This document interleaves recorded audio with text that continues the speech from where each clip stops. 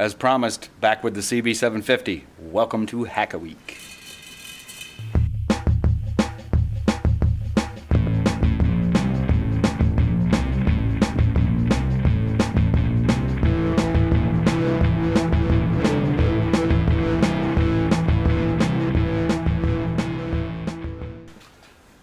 We're back with that CB750 and we're working on the front wheel today. I want to get the bearings in here and do just a general assembly where I can put it on the front forks and use the front forks to actually start truing up the wheel.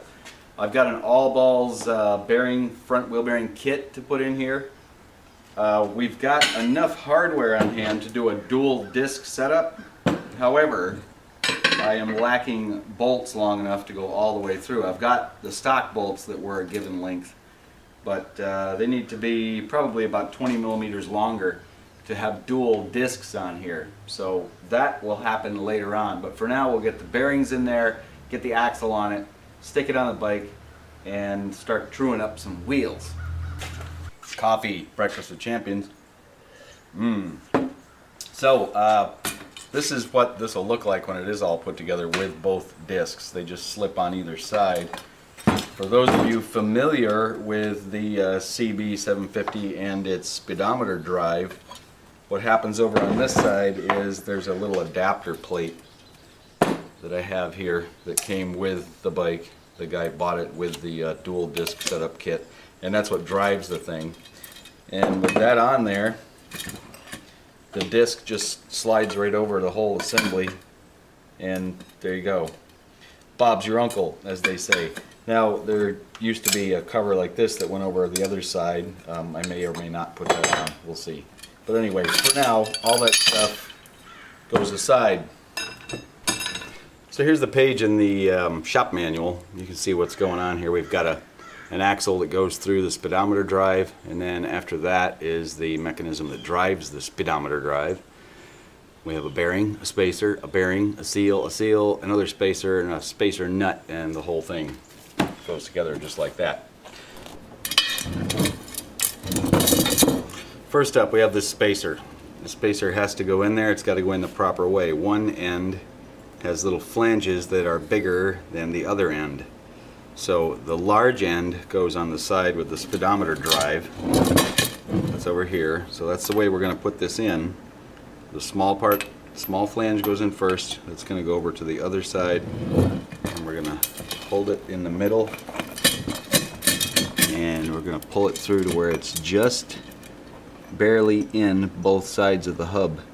And it should rest there. So there we go. That's ideally where we want it. Let me show you a better view. So this is where you want that spacer to sit in there. So it's just resting on that lip right there on the edge of the hub. Same thing on the other side. The other side's got that lip resting on the hub. Then we'll get the bearings in there, and the depth of the bearings here will determine where everything sits. And then over on this side we have that lock ring that will go in, similar to the one on the rear wheel. So next we'll get the bearings in. I've got them in the freezer cooling down a bit, which will help a little bit with the installation. Got bearings on ice. Got a torch. So we're going to flambe the hub just a little bit, warm it up a tiny bit, and then we'll have the cold bearings, and things should just slip right together pretty easily.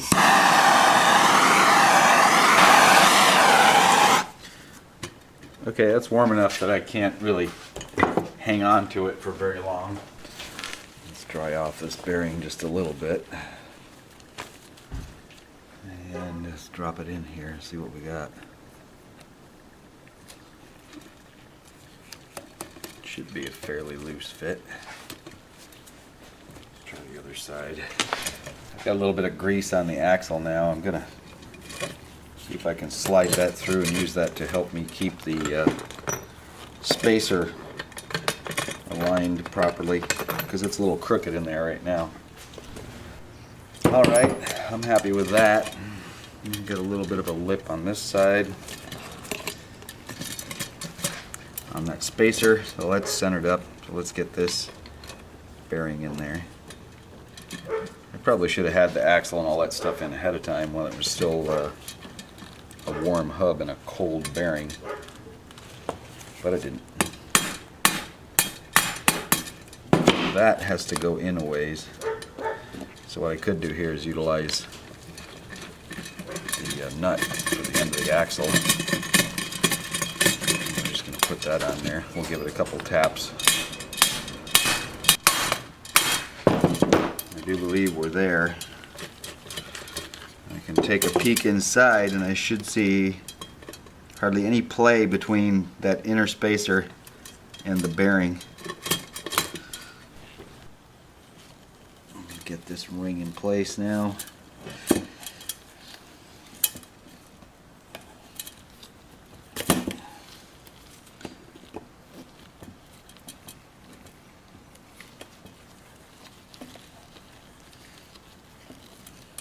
Okay, I'm just going to take this to where it feels snug and we'll leave it alone for now. We're not going to punch it yet. Got some grease on the seal now.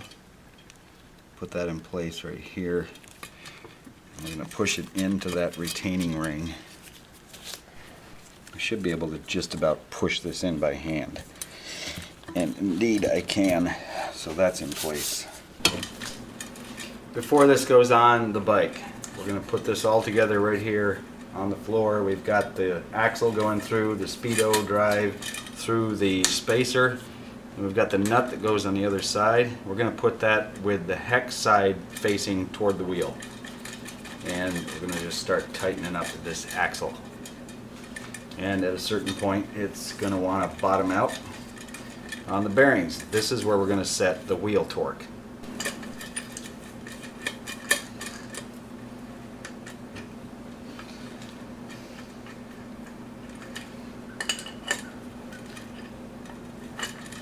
Okay, so let's give this just a good snug. Now we can get it on the forks. Let's put the speedometer drive over here on this side. And raise this up into place. Get one of the saddles on one side. I'm going to put my knee underneath there to hold that in place for now. Let's tighten those up.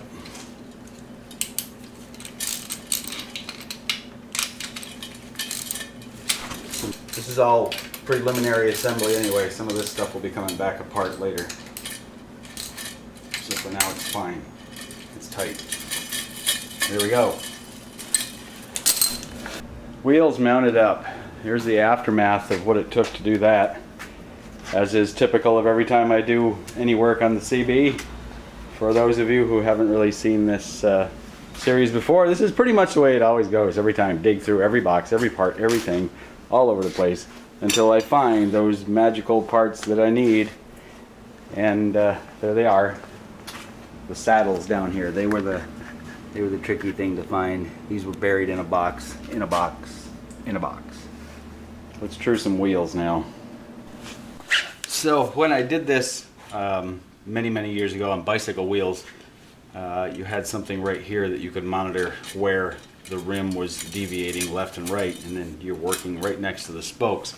You could bring something down from the fork stanchion pretty easily and do that same thing, as long as you're centering it up. So it's actually better to use the forks further up and then just rotate around or work upside down, whatever, when you're tightening the spokes. First up, we're going to start at the hole for the valve stem. Work our way around, and we're going to put all of the spokes at the same distance from the ends of the threads. So I'm just going to eyeball these and say about 2 millimeters, and we'll get them all started that way first. They're all about the same space from the ends of the threads now.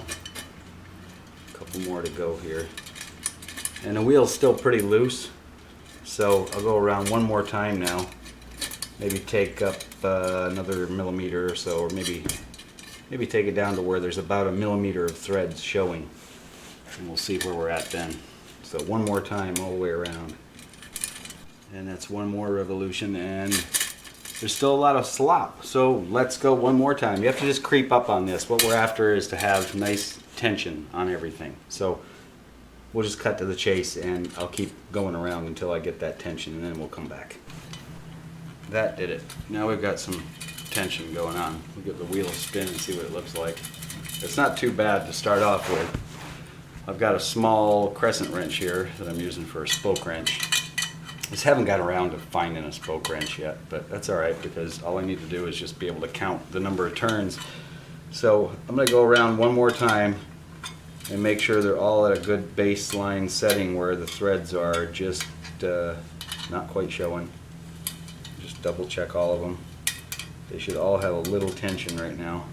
Starting again at the valve stem hole, let's go ahead and put a half turn on each one of these. And just pay attention to the flats and move it as necessary to get 1/2 turn. If you've got to go back and grab another bite on the thing with the wrench to get a 1/2 turn, well, then do that. But anyway, that one was a little loose, so I'm going to go ahead and give it a little more. 1/2 turn on everything, all the way around. Alright, that's one time around. We're singing a little now. Now you need to be looking at just what's going on with the wheel left and right. Give it a spin. See what's happening there. I can put my finger up here and find the spot where it's the furthest away. So right in this area it's pulled that way, so we'll go ahead and put just a little more tension on the spokes on this side and take a little bit of tension off from the spokes on the other side.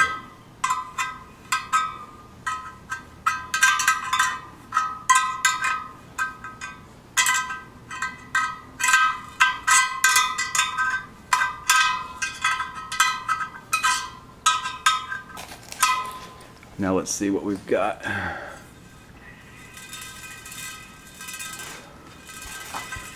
A little better. Well, there's a short distance right through there where it's pulled that way. So let's go ahead and loosen. Oh, wait a minute. We'll loosen this side. We're going to tighten up that side. Loosen this side.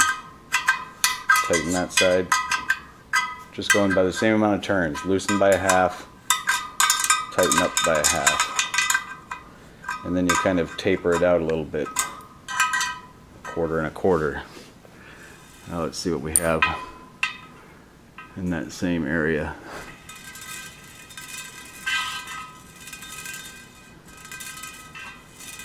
We're still pulled quite a bit that way in this area, so let's tighten up these some more.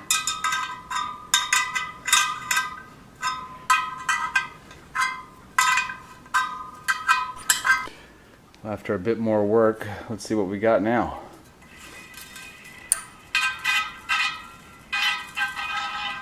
Pretty alright. Couple of minor deviations, but we're pretty much there. So what'll happen next is we'll go all the way around one more time and tension everything by another 1/2 turn equally. And then we'll see if it pulls one way or the other. So now we need to get some real tension on the spokes.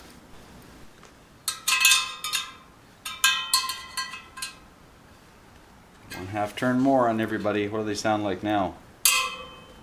Now they're singing. That one's a little loose.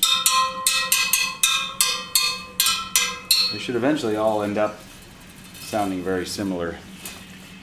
And we're staying pretty true on the wheel there, so that's good. Looks like we're staying nice and true on the wheel. Got a little bit of a bobble there, but we can work that out. The ones that go this way or this way are a little bit trickier because you have to put a little tension here, and then 90 degrees the opposite, you give it a little relief. Back wheel's on too. We'll start truing that later. But we're done for today. We've got some wheels on this thing, and the one up front is trued up pretty close. And I got some ideas about this bike. I'm kind of starting to think about where I want this project to go. So I know I've been calling this the CB750 Cafe Racer build, but it might not be a Cafe Racer after all. I'm thinking I might just turn this thing into a scrambler, because there's 1,000,001 CB Cafe Racers out there. I mean, there's tons of them. There's a whole bunch been done. And like the Sabre, I kind of like to do something that's way out of the box different. So I know there's been a lot of scramblers done too, but I got some ideas. Maybe change the suspension a little bit on this bike. See if I can get it elevated a tiny bit more. Put some big old knobblies on there, universal knobblies, you know, kind of like old school enduro style. They used to call it in the 70s. The Elsinore 500 Enduro. Right now there's guys going, oh yeah, that was a cool bike. But it might be kind of fun to do that, and you know, put some mounts in the back for panniers, kind of like an adventure bike. Turn it into a CB750 scrambler slash sport slash adventure bike. Something to think about. Well, I've got a front wheel fairly trued, and the back one's up next. So till next time.